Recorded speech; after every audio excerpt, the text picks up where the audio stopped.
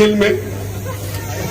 आखिरी बार कब दिखा था गोपीनाथ आपको? बोलो, कहीं दिखा आपको? नहीं, आप सही से बोलो, दिखा आपको कहीं? डरो को आप कहीं नजर नहीं आए।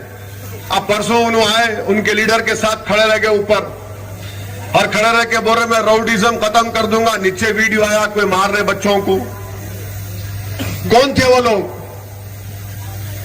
क्या हो रहा है यहां पर जुबली हिल में? कौन सा काम एमएलए साहब कराए? बताओ, मौजूदा एमएलए।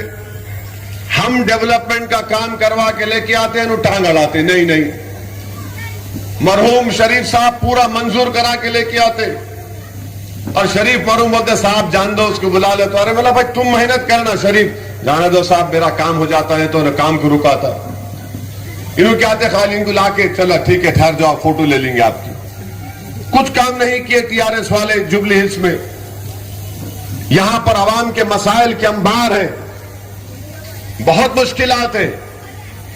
तो मेरी आप तमाम से ये गुजारिश है कि इस बार आप देख समझ के वोट दीजिए। आपको एक बेहतरीन फाल हरकियाती एमएलए की जरूरत है। और मुझे यह बताया गया कि गोपीनाथ की तबीयत भी आजकल अच्छी नहीं रहती। अल्लाह करे उनकी सेहत अच्छी हो जाओ, मगर जब आप अमली सियासत में हैं, आपको अवाम के दरमियान में रहना पड़ता है, अवाम की खिदमत करना पड़ता है आपको।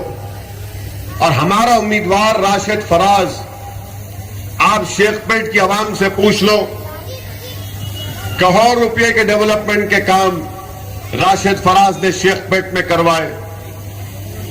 वहां पर सख्त मुकाबला होता है राशिद का, मगर बीजेपी को हराए, टीआरएस को हराए, कांग्रेस तो खैर वहां पे नहीं है।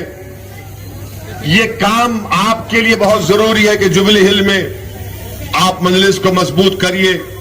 और जमहूरियत की हकीकत यह है कि जिस पार्टी के पास ज्यादा एमएलए होंगे, उनके और मसाइल को हल किया जा सकेगा।